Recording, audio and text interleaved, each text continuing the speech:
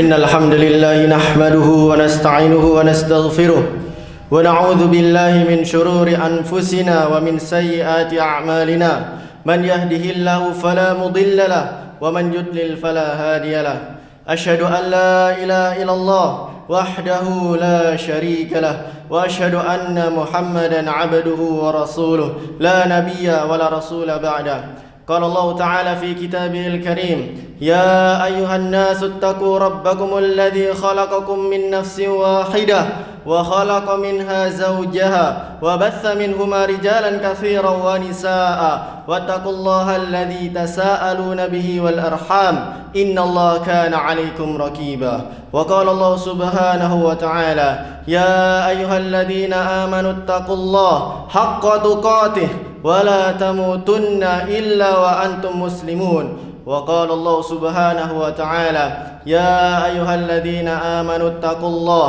وقولوا قولا سديدا يصلح لكم أعمالكم ويغفر لكم ذنوبكم ومن يطع الله ورسوله فقد فاز فوزا عظيما فإن أصدق الحديث كتاب الله وخير هدى هدى محمد صلى الله عليه وسلم وشر الأمور محدثاتها فإن كل محدثة بدعة وكل بدعة ضلالة وكل ضلالة في النار معاشر المسلمين رحمني ورحمكم الله أوصيكم ونفسي بتقوى الله فقد فاز المتقون.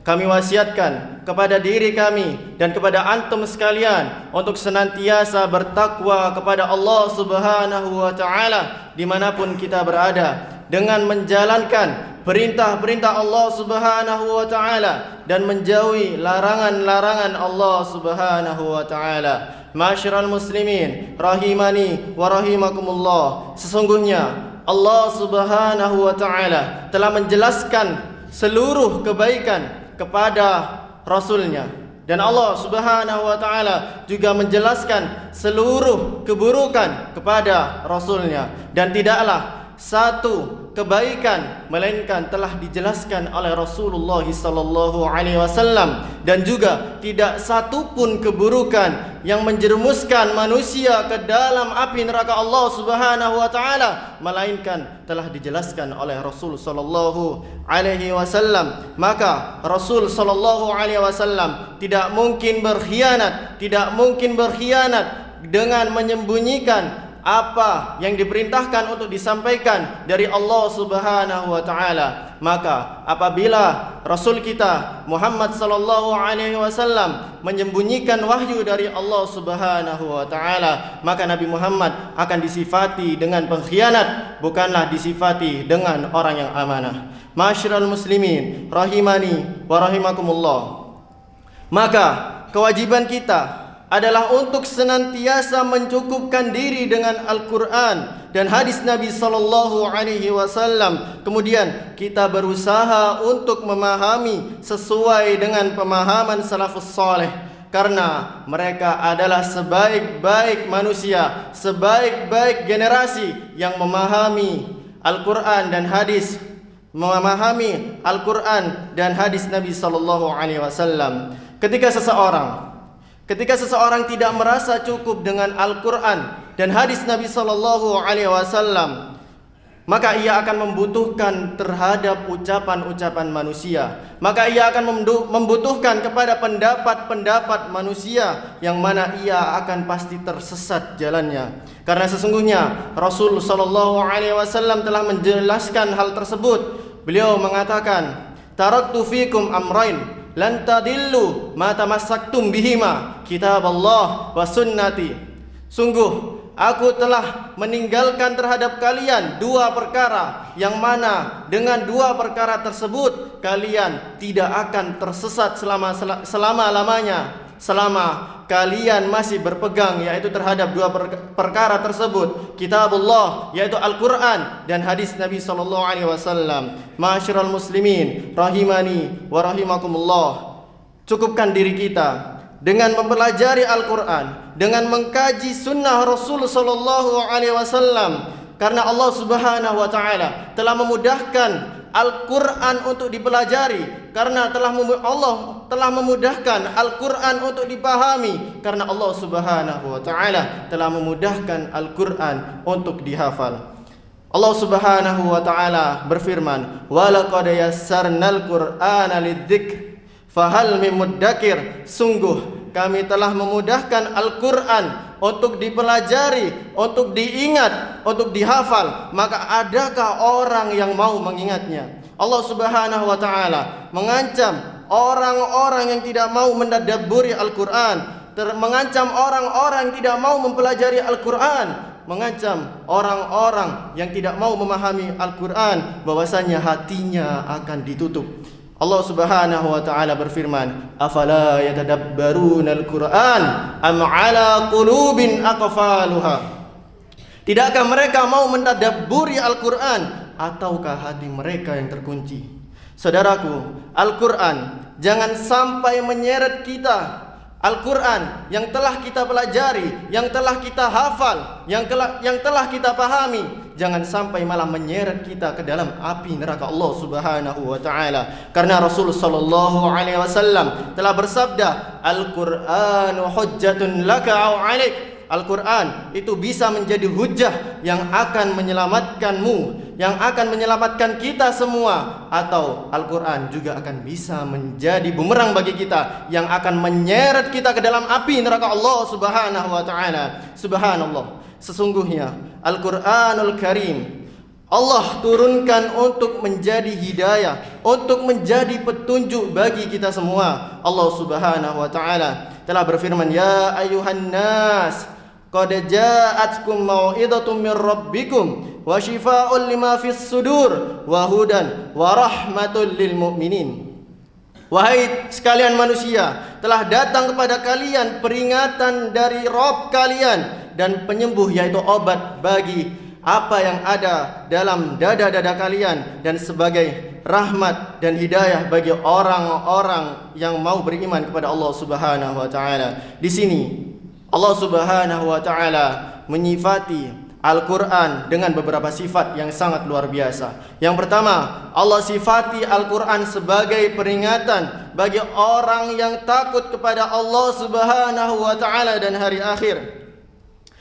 Peringatan bagi orang-orang yang menginginkan kehidupan akhirat daripada kehidupan dunia. Memperingatkan bagi kaum mukminin, karena tidak setiap manusia itu menjadikan Al-Quran sebagai pedoman hidup mereka, sebagai peringatan di kehidupan dunia ini. Betapa banyak orang-orang kita jumpai, mereka menghafalkan Al-Quran, akan tetapi tidak takut kepada Allah Subhanahu wa Ta'ala. Betapa banyak kita temui orang-orang yang menghafalkan Al-Quran, akan tetapi tidak memperdulikan hukum-hukum yang ada di dalam Al-Quran. Betapa banyak orang kita yang ketemui menghafalkan Al-Quran, akan tetapi hanya sebagai hiasan di lisannya saja. Hanya ingin dikatakan, hanya ingin dipuji bahwasanya dia adalah penghafal Al-Quran, dia telah menghafalkan Al-Quran secara penuh.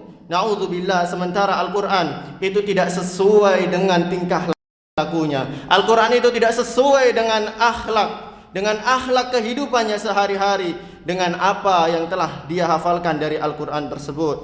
Maka Al-Quran tersebut akan menyeret dia ke dalam neraka Allah Subhanahu wa Ta'ala. Maka ma'asyiral muslimin rahimani wa rahimakumullah, kewajiban kita, jadikanlah Al-Quran itu sebagai peringatan untuk hidup kita.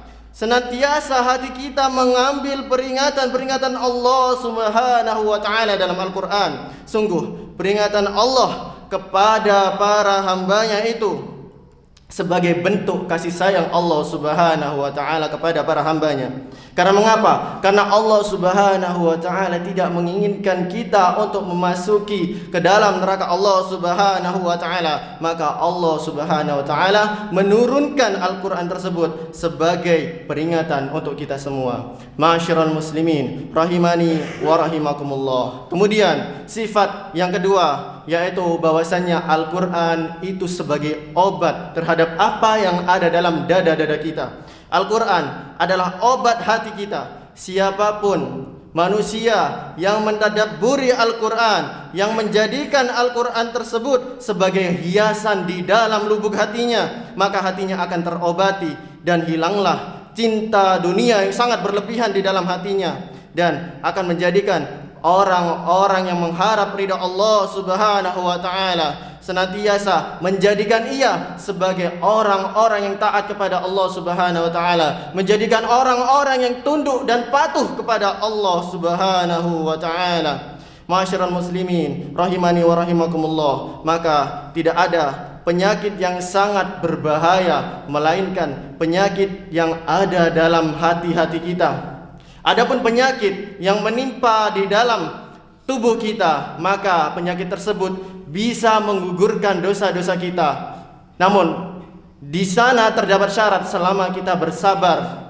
Selama kita bersabar ketika kita ditimpa penyakit tersebut. Ma'asyiral muslimin rahimani wa rahimakumullah, Allah Subhanahu wa taala telah menyebutkan di dalam Al-Qur'an bahwasanya keselamatan kita di hari akhirat itu tergantung keselamatan dalam hati kita. Allah Subhanahu wa taala berfirman, "Yauma la yanfa'u malun wala banun illa man atallaha biqalbin salim." Maka pada hari itu tidak ada yang bermanfaat dari harta dan anak-anak melainkan orang yang datang kepada Allah Subhanahu wa taala dengan membawa hati yang selamat. Apa maksudnya di sini? Yaitu selamat dari kesyirikan, selamat dari menjadikan Rasul sallallahu alaihi wasallam sebagai suri, selamat dari menjadikan selain Rasul sallallahu alaihi wasallam sebagai suri tauladan, selamat dari syahwat, selamat dari syubhat. Maka itulah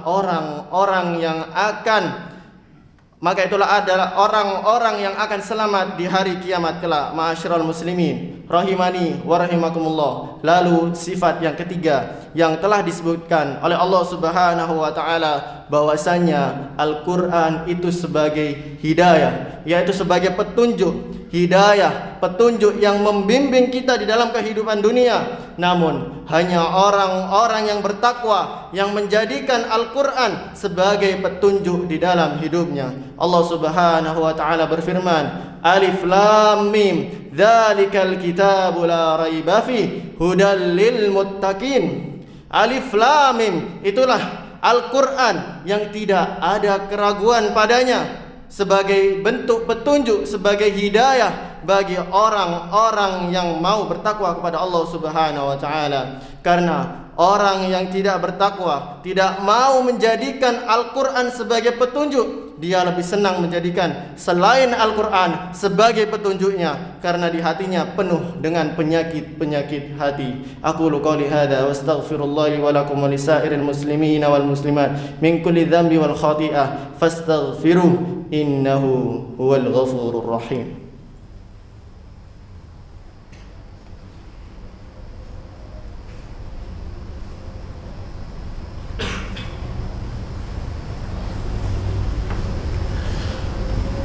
Alhamdulillah ala ihsani wa syukru lahu ala taufiqi wa imtinani.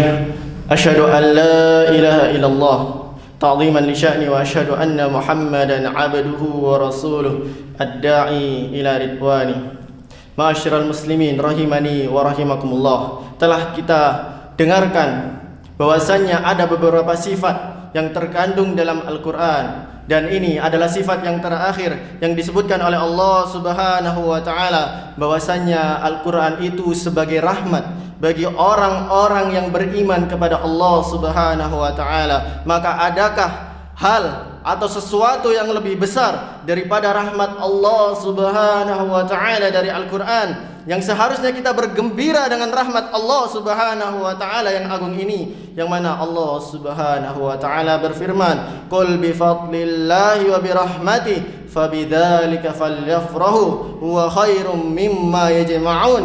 Katakanlah, dengan karunia Allah Subhanahu wa taala dan rahmatnya, hendaklah mereka itu bergembira dengan rahmat Allah, dan hal itu lebih baik dari apa yang mereka kumpulkan di dunia ini. Al-Imam Ja'far At-Tabari, beliau menafsirkan bahwasanya yang dimaksud dengan katakanlah dengan karunia Allah yaitu Islam, dan rahmat Allah yaitu Al-Qur'an, hendaknya mereka itu bergembira. Bergembira dengan apa? Bergembira dengan mengamalkan Islam. Bergembira dengan apa? Bergembira dengan Al-Quran, yaitu dengan membacanya, mempelajarinya, memahaminya, menghafalkannya. Karena hal itu lebih baik daripada apa yang mereka kumpulkan di dunia ini. Ma'asyiral muslimin, rahimani wa rahimakumullah. Dunia hanyalah sesuatu yang menipu, sedangkan Al-Quran adalah bentuk bimbingan, petunjuk yang menunjukkan kita di kehidupan kita di dunia ini.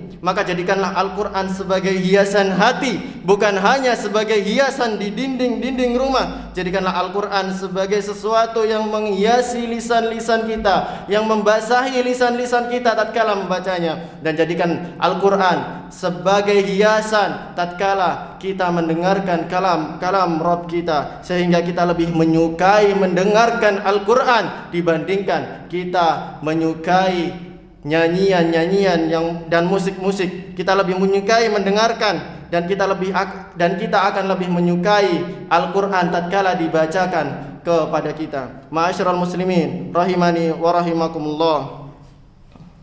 Dan Allah Subhanahu wa taala telah mengaruniakan bahwasanya Al-Quran sebagai petunjuk pedoman bagi kita, dan hendaknya kita mempelajari, memahami dan menghafalkan Al-Quran dengan sebaik-baiknya. Innallaha wa malaikatahu yusalluna 'alan nabi ya ayyuhalladzina amanu sallu 'alaihi wa sallimu taslima. Allahumma ighfir lil muslimina wal muslimat walil mu'minina wal mu'minat al ahya'u minhum wal amwat innaka sami'un qaribun mujibud da'wat wa qadiyal hajat. Rabbana hab lana min azwajina wa dhurriyyatina qurrata a'yun waj'alna lil muttaqina imama. Ya muqallibal qulub tsabbit qulubana ala dinik, ya musarrifal qulub sarrif qulubana ala ta'atik. Allahumma inna nas'aluka al-huda wat tuqa wal afaf wal ghina. Allahumma inna nas'aluka al-huda wat tuqa wal afaf wal ghina. Allahumma inna nas'aluka al-huda wat tuqa wal afaf wal ghina. Rabbana atina fid dunya hasanah wa fil akhirati hasanah wa qina adzabannar wa aqimus shalah.